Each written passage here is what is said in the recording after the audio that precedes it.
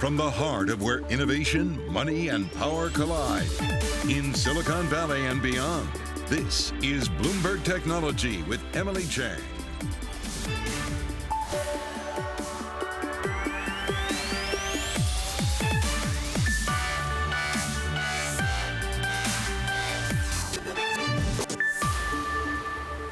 I'm Emily Chang in San Francisco, and this is Bloomberg Technology. Coming up in the next hour, new information on Musk's big backers in his bid to take over Twitter.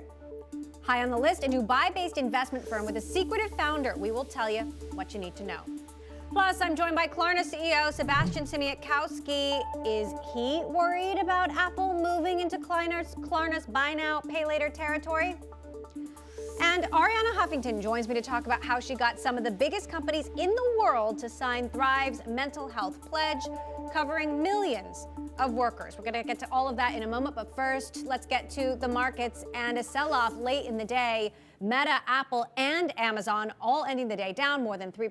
Bloomberg's Katie Greifeld joins us now with New York. Katie, what happened? Well, Emily, like you said, it was another down day on Wall Street, led by some of those big tech giants. As a result, you saw the NASDAQ 100 fall almost 3%. The S&P 500, too, down 2.4% on this Thursday. Chinese tech, though, fared even worse. You had the Golden Dragon Index snapping a 3-day streak of gains, down almost 7%. All of this coming as Treasury yields continue to rise. You have the rate on 10-year Treasuries above 3%. Never really good news for equities. But Emily, it is June 9th, which means finally Meta Platform, it's finally switching its ticker from FB to Meta. And if we take a sort of retrospective look, this is a rebrand that has been met with little enthusiasm from investors. You can see Meta shares since that rebrand was announced all the way back in October. Shares are down 37% since then. Now, a lot of that decline came from that user growth stalling announcement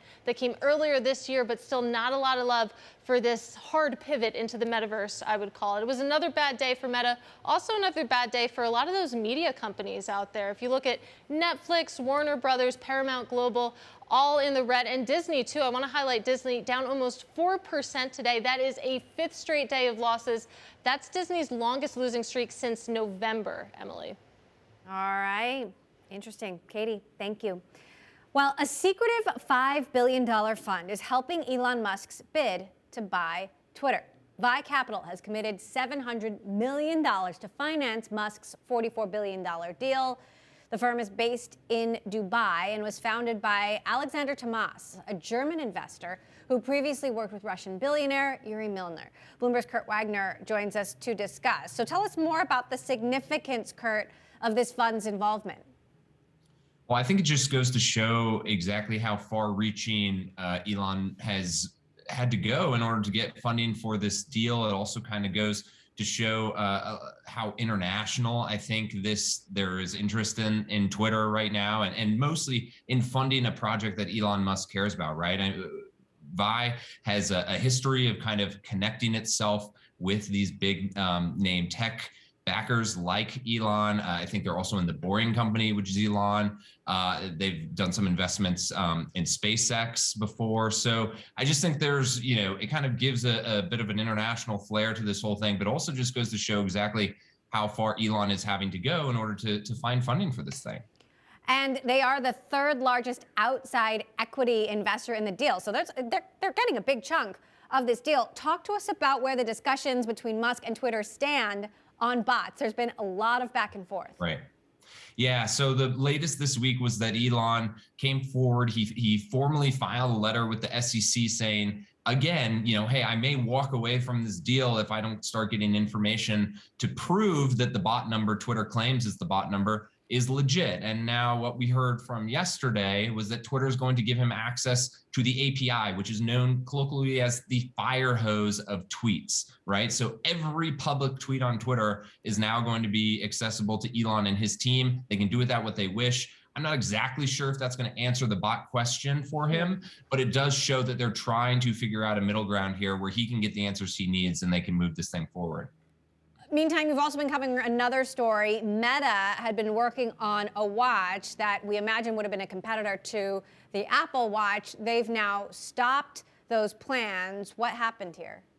Yeah, so they're still working on a smartwatch. I do want to be clear about that. But the one that we have been talking about and that you may have seen written up in the press is no longer going to be developed. And that one had 2 cameras. That was kind of what made it unique. It had a front-facing camera, but also a camera on the back. And you could take the watch off of the strap and kind of hold it up to take pictures. And what happened was that back camera that was against your wrist, that was interfering with the company's ability to use the watch as a controller, right? So one of the things they want to do with wrist wearables is they want to be able to determine when you're moving your hand or your fingers so that you can use that as a controller, for example, augmented reality glasses. And the camera was interfering there, so they're going to get rid of this prototype and they're going to do something else with the watch. But again, as you pointed out, this was kind of considered something that maybe they were doing to compete with the Apple Watch. So the fact that they're moving to something else obviously is notable. All right, Bloomberg's Kurt Wagner, thank you for your reporting on this. Now back to that Musk Twitter deal. Another backer of that deal, of course, is Larry Ellison. The Oracle founder is the world's 11th richest person with a net worth of $88.9 billion. In 2012, he bought 98% of the Hawaiian island of Lanai for $300 million. That purchase came with 2 Four Seasons resorts, a significant chunk of its homes, and practically all of its commercial properties. Overnight, Ellison became almost everyone's boss, landlord, or both. In today's Big Take, Bloomberg's Sophie Alexander took a deep dive on the impact this has had on the people of Lanai. And Sophie, I'm from Hawaii. We call it Lanai there. Talk to us about the history of this island. I'm very familiar with it. How is it that one person was able to buy almost the entire island? Yeah, it's unique because you think of billionaires buying private islands and it's not that big of a deal. But this one's different because it has 3,000 people who live there. So Lanai's history goes back into the 1800s when one person came over and started buying up chunks of the land and slowly accumulated pretty much the entire island, like 98% of it. And that passed from one family to another until in 1922, James Dole bought it, and he started turning it into the world's largest pineapple plantation, which it was for 7 decades. Then it passes to another billionaire, David Murdoch, who was chairman of Dole, and then in 2012, Larry Ellison bought it. And of course, there are still thousands of regular people who live there. How exactly are they being impacted by Larry Ellison now owning it? Yeah, this is interesting because, like I said, the people who live there and have lived there for generations are used to being under the control of a single company or a single person or family. But Larry Ellison is a whole different animal, as one person put it. You know, he's got $90 billion. That's a lot of money. I mean, it's nearly double what he had before the pandemic started. The last billionaire, David Murdoch, he only had like $2 billion. They call him the poor billionaire. So Larry can really do whatever he wants, and it's starting to show. And what exactly is he doing? I mean, tell us. The stories in your article are just absolutely fascinating. Right. So true billionaire form, you know, as soon as Larry gets there, he decides he doesn't like the food, so he builds one Nobu. Now there's another Sensei by Nobu. He renovates the 2 Four Seasons resorts, and so now they're fancier than ever for, you know, thousands of dollars, tens of thousands of dollars a night. And he's also doing things for the community. You know, he bought the grocery store and he renovated it. But that is the main concern, is that he's buying up a lot of the small businesses. He's buying up some more houses, and people are nervous. So generally, are people, you know, you use the word nervous. They're not happy with this I think change, it's more even though they're getting a new grocery store, for example? Sure. I mean, it depends who you ask, but I think it's more of an anxiety because the big problem is a lack of communication. People don't know what ultimately Larry's plans are, and so they just don't know what their future is going to look like here. And so more and more of them feel like there's not a place for them on the island. It's being catered to the uber wealthy, not for locals. Well, and a lot of these people, you know, their livelihoods, they service the resorts, they work at these resorts. Is Larry Ellison spending a lot of time there personally? Do we know anything about his end game? Yes, so he moved there during the pandemic, and that's been key because, you know, it's kind of like out of place, out of mind. Now that he's there, all of his plans are picking up. So he's building a Montessori school, he's building a 5-home complex for himself.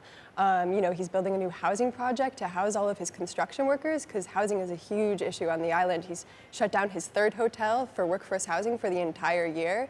And a lot of this is happening with very little communication or no communication with the community. Interesting. Well, it's a fascinating read. You can check it out, this week's Bloomberg Big take. Sophie Alexander, thank you. Check out the article in Bloomberg Business Week.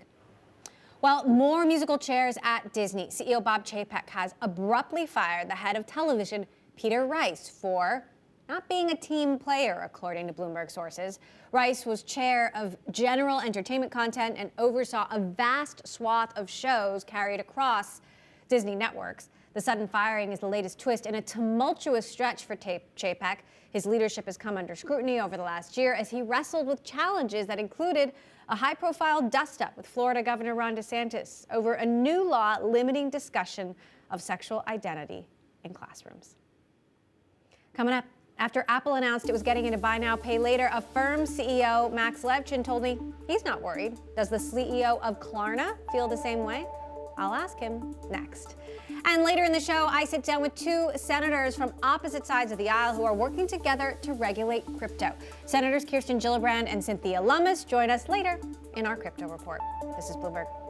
You can't say cryptocurrencies go here. You have to say this particular token, this particular digital asset is regulated CFTC or SEC or somewhere else based on its purpose.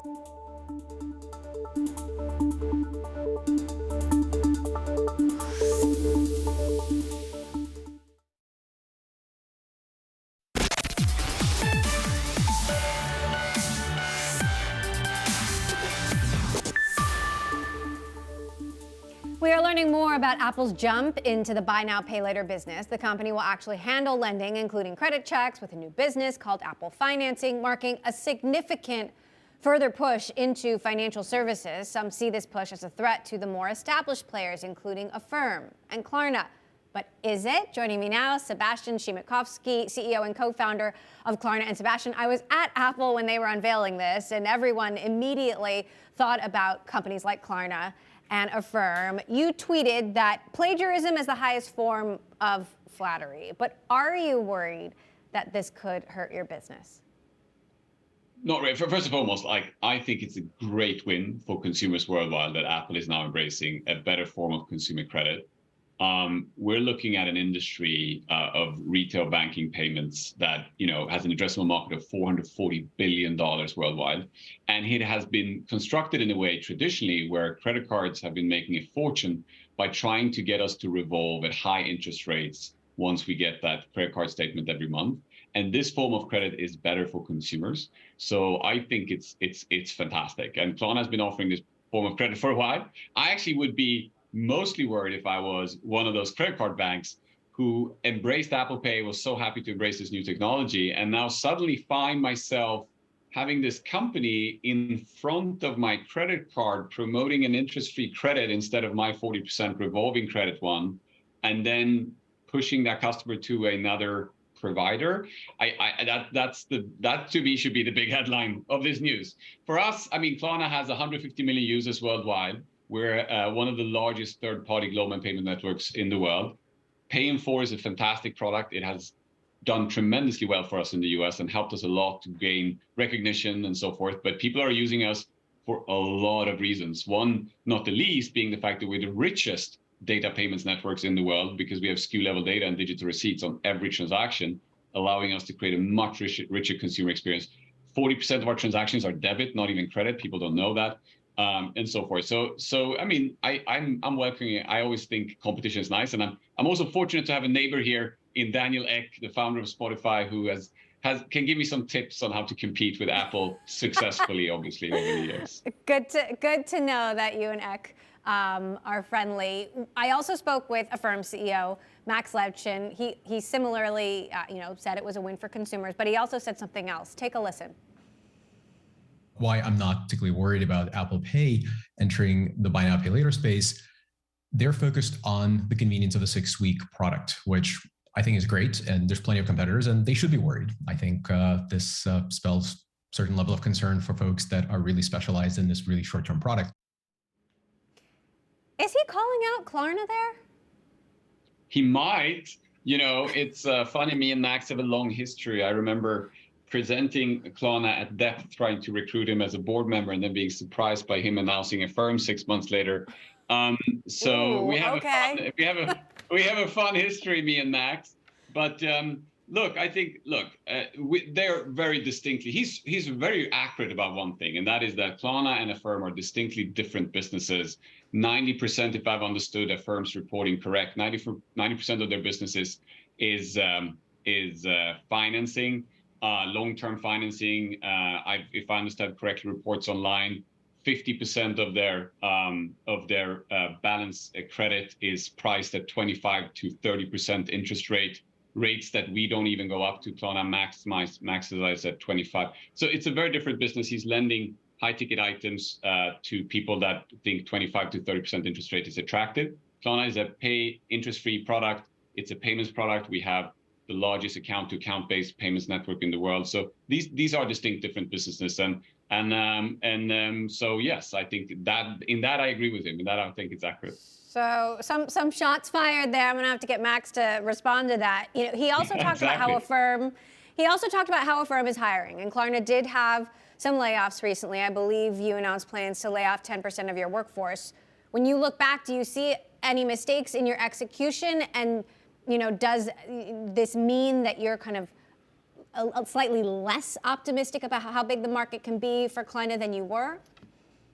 No, I think, look, for us, there's a long-term opportunity in this, which has been that I believe we're going through a similar revolution in retail banking and payments that retail went through 10 years ago. You gotta remember, I've been running Klarna for 17 years now, where of the 14 first year were profitable. And I went through the financial crisis with this company, 2007 and 2008. So, but what happened in the last 2 years is that we've been very focused on establishing ourselves in the US. We're proud that we have 25 million users, that we see, you know, Macy's and Sephora and big, fantastic brands in the US adopted Klarna and is offering Klarna today. So it's been a very, a time where we've been investing a lot. And it's been very clear, as I think a lot of other companies in the US have understood now as well, that there is a shift in investors, investors being entirely focused on asking for what are you doing to grow faster 6 to 9 months ago, are now starting to ask questions about profitability and so forth. And again, we have the benefit of having been a profitable company for a long period of time. We now invested heavily, and we said, look, the end goal is exactly the same that it has always been, but there's going to be a slightly different path towards that. And unfortunately led us to something that, I find obviously very sad that we, as a consequence of that, decided to make changes to how the org looks and how it's set up. And that has led us to suggest and ask people to, offer them severance packages and so forth, and ask some people to leave Klarna, which is obviously very sad, because I think this is all amazing talent, amazing people that have contributed to the company. So it's a sad thing to do, but I think it's the right thing considering how the market looks nowadays, and I think it will set up even better for future success going forward now in this new market environment that we're in. As you've said, the goal is to become the world's largest retail bank. Given regulation, given the changing competitive landscape, how far out is that vision in the United States and abroad? No, we're quite far actually ahead, right? So to me, like, if you look at this from a future perspective, what I believe in and what I believe for a long period of time is that, like, someday in the future, you wake up in the morning, your computer says to your financial assistant, digital assistant says, hey, I've analyzed your mortgage tonight. I realized it could, save you X amount of dollars by shifting from supplier A to supplier B. And the only thing you need to say yes. It's a little bit like self-driving cars. I don't know when it's going to happen, but I do know it will happen. So the future of banking is very different to what we've traditionally seen, where banks have been obsessed with what they call maximizing interest rate spread, meaning, giving depositors as little as possible and then borrowing it us at highest possible interest rate. The true future of retail banking financial services is somebody's on the consumer side, trying to help them save time, save money, make them less worried about their finances. And it's been very clear to me that who those 5 or 4 large companies that will dominate that space in the next 10 years on a global basis will be. If somebody's global and somebody has a banking background and is willing to pursue that, there will be some tech companies pursuing that. We see Apple now pursuing some of that. There will be some fintechs, and there will be some traditional banks. And I think Klarna, with its 150 million users and with a data set that is much richer than anyone else due to the fact that we have SKU level data on all transactions, is giving us a tremendous opportunity to lead the game in providing more value for consumers and really be on the consumer side. And I'm also happy now that even though media has questioned things like buy now, pay later, we're seeing other people adopting and recognizing that this is a better form of credit as well. So I think it's verifying a lot of the assumptions that we've had. And so feel very excited about it. Sebastian Chmielewski, Klarna CEO, thank you for joining us, as always. Coming up, Meta is now a leader in another social media trend, lawsuits. Why the company has been sued more than half a dozen times just in the last week. That is next. This is Bloomberg.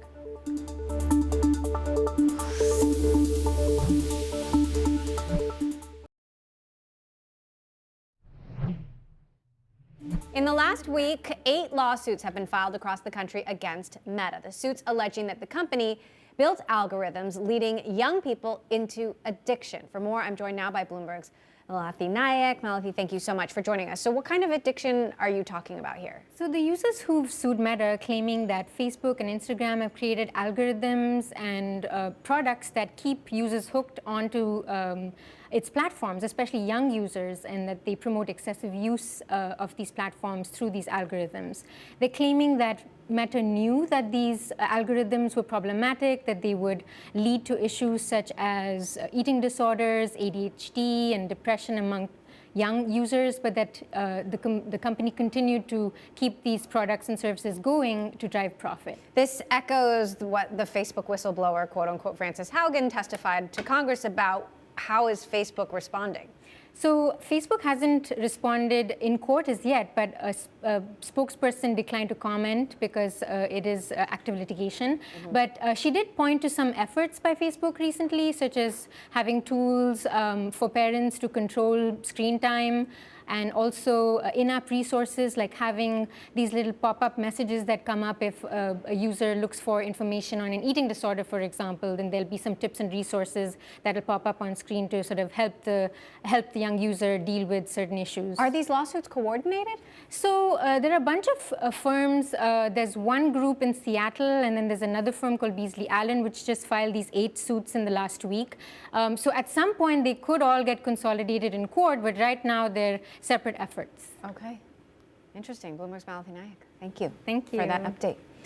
Coming up, my next guest is leading the push to make mental health a priority, and she got some pretty big names to join. Arianna Huffington of Thrive joins me next to talk about how she has got so many others to make this commitment. That is next. This is Bloomberg.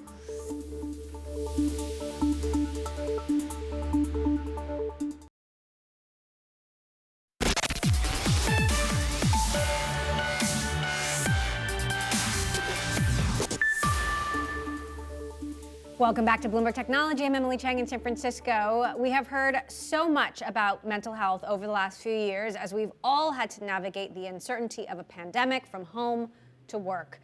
This is why Thrive has partnered with the Society for Human Resource Management to get some of the biggest companies from Microsoft to Salesforce, Cisco, Uber, and Walmart to make a commitment to employees' mental health and well-being. Joining me right now, founder and CEO of Thrive, Arianna Huffington. Arianna, great to have you back with us. So what exactly are these companies committing to do?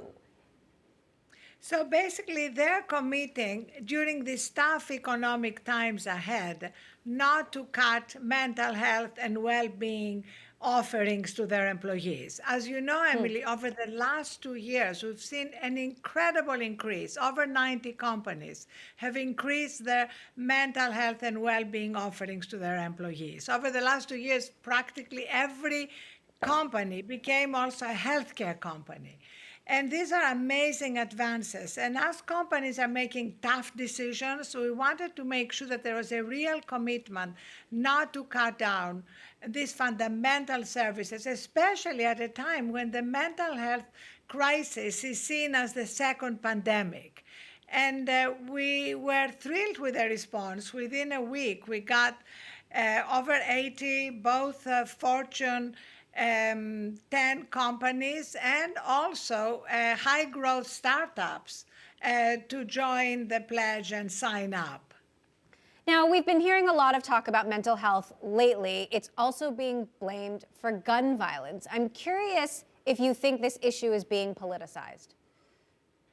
Well, mental health crisis is real, and everything is being politicized today. But the truth is that we've seen unprecedented numbers of depression and anxiety, and that we know there is a lot that can be done by changing our everyday habits around sleep, around food, around the thoughts we hold in our heads to change outcomes. And that's one of the things that companies are doing beyond just the medical intervention if things get really bad. There is a lot we can do about prevention. So the question is how, and often how much is our own tech-obsessed culture making all of this work worse? You and I have talked about Facebook and now Meta, which, as we were just discussing in the segment earlier, is being sued across the country for knowingly coaxing teens into different forms of addiction. What do you make of that narrative?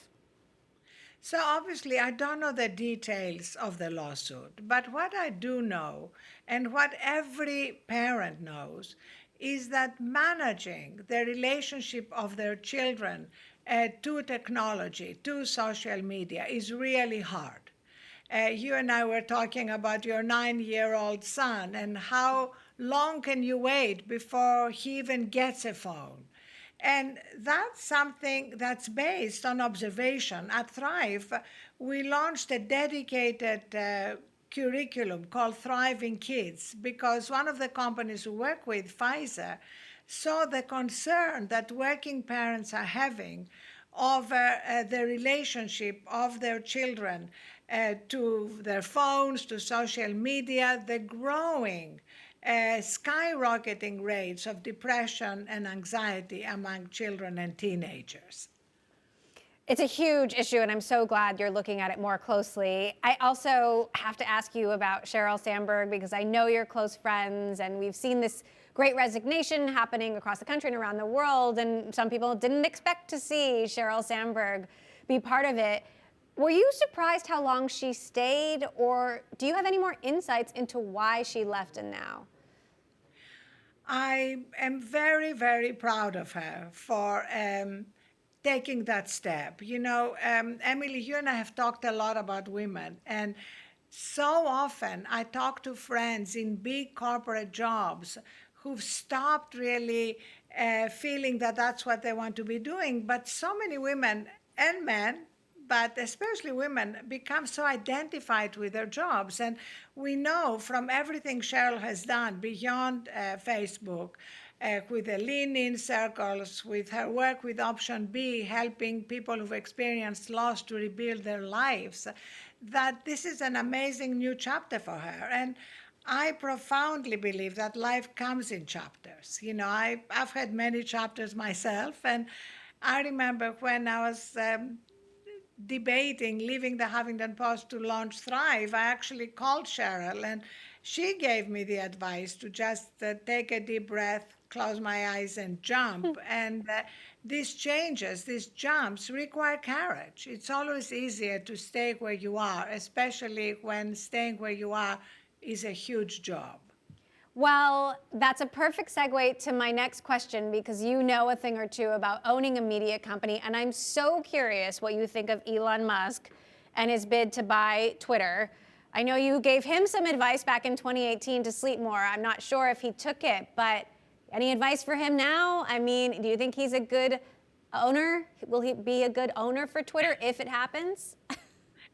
Well, first of all, Emily, are you surprised that a company like Twitter that thrives on drama and conflict is engulfed in more drama and conflict with a man who enjoys drama and conflict?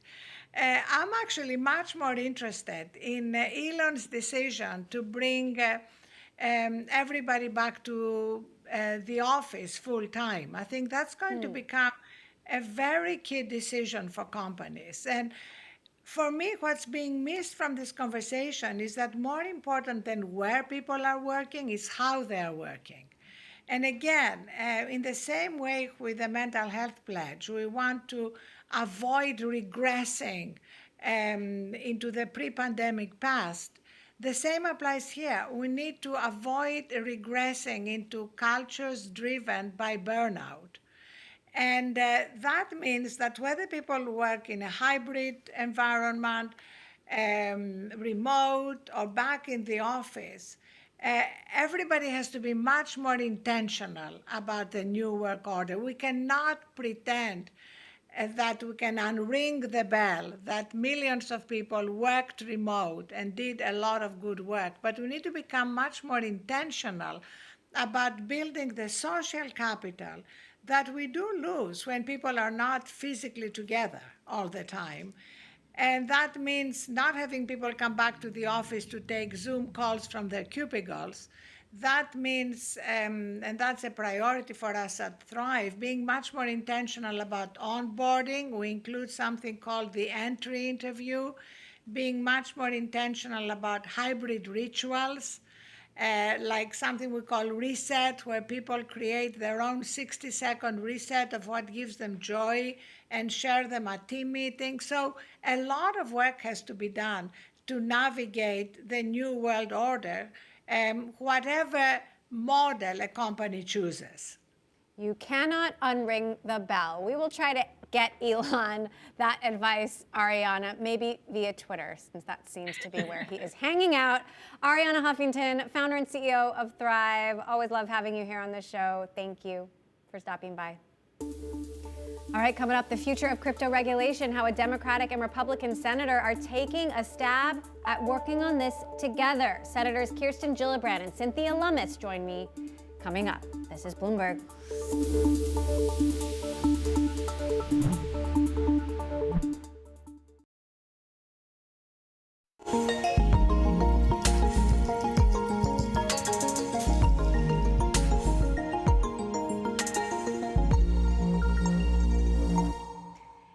Time now for our crypto report, and today we are talking crypto regulation, a new bill that could help clarify which digital currencies are commodities and which are securities.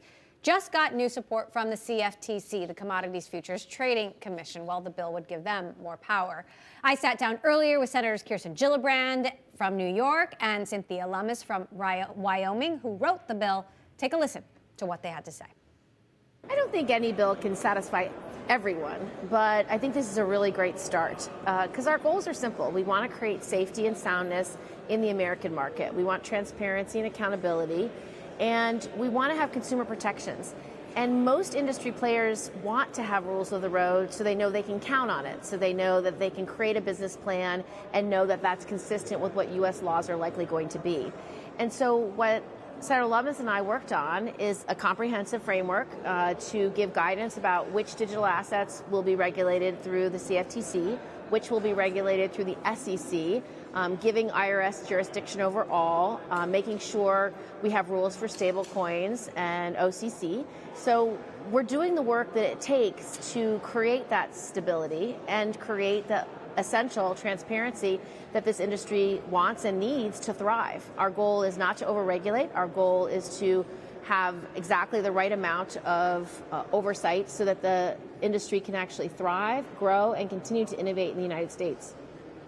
On that note, Senator Lummis, Wyoming is steeped in the history of the Wild West, and a lot of investors are attracted to crypto because it is unregulated. How do you strike the right balance here?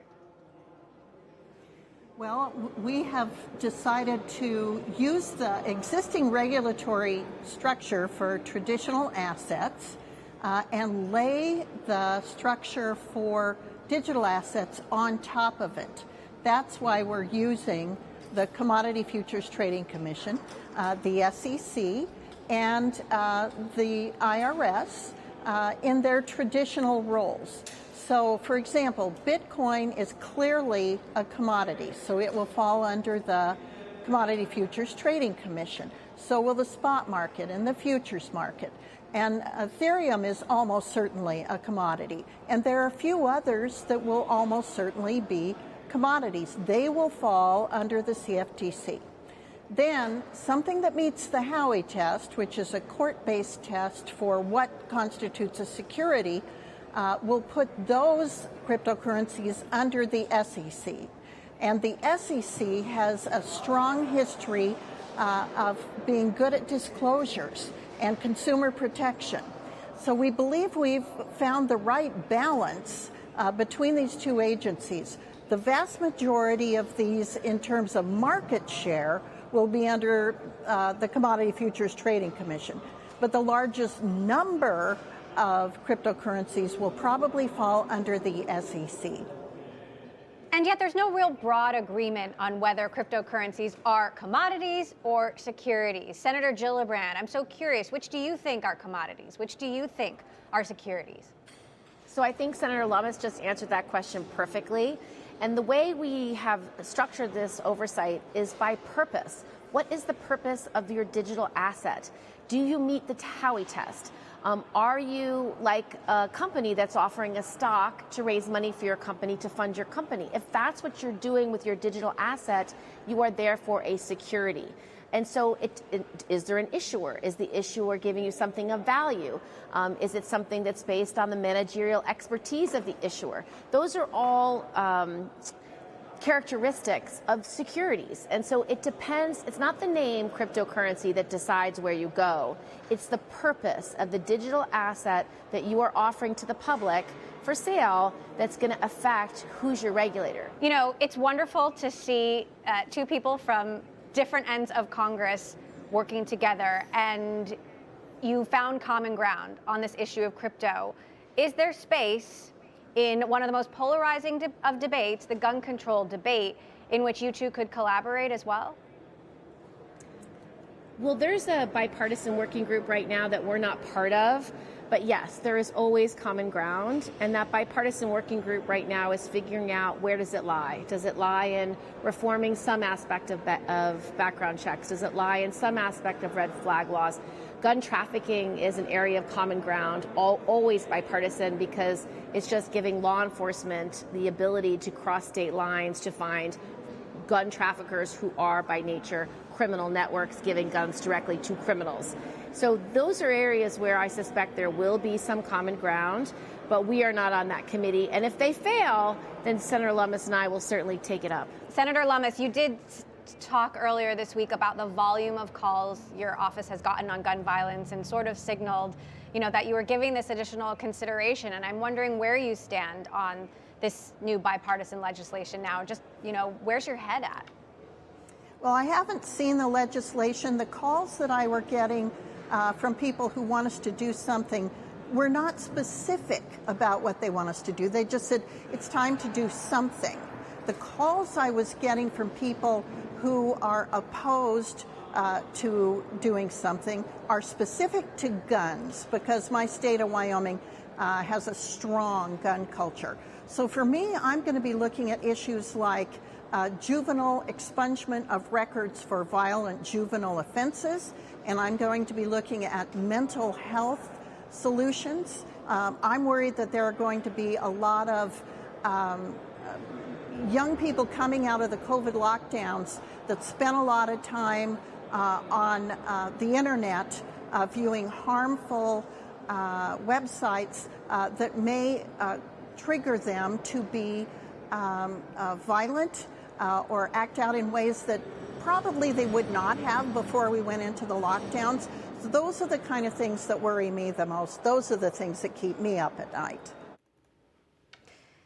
Senators Kirsten Gillibrand and Cynthia Lummis there. You can catch that full interview at Bloomberg.com. We covered a wide range of issues. Okay, coming up, the future of cybersecurity and how the U.S. can protect itself from cyber crime.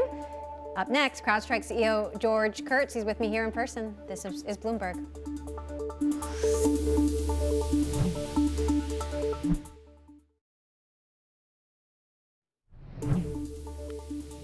The Biden administration is taking new steps to shore up U.S. cyber defenses in light of Russia's ongoing war on Ukraine. The biggest cyber threats, the hot topic of this week's RSA conference happening right now in San Francisco. CrowdStrike CEO and co-founder George Kurtz was just there and joins me now here in the studio. So what strikes you as different about this conference than years past? Well, certainly we're in person, which I think both vendors and customers were really excited about. I think there's a really strong interest in security.